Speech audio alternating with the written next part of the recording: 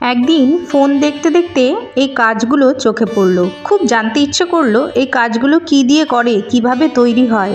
একটু পড়াশোনা করলাম, দেখলাম এগুলো ক্লে জুয়েলারি। সঙ্গে সঙ্গে আমিও চেষ্টা করলাম, কিন্তু প্রথমে মাথা মুন্ডু কিছুই বানাতে পারছিলাম না।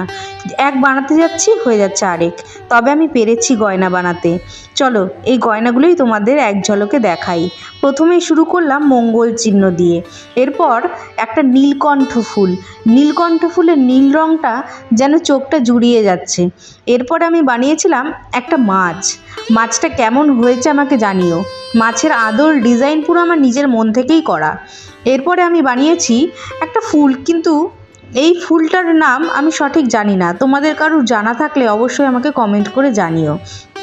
আর সবশেষে তোমাদের দেখাচ্ছি এই মিষ্টি মাধবীলতা। মাধবীলতার একটা সুন্দর গন্ধ আছে। গয়নাগুলো কেমন হয়েছে জানিও।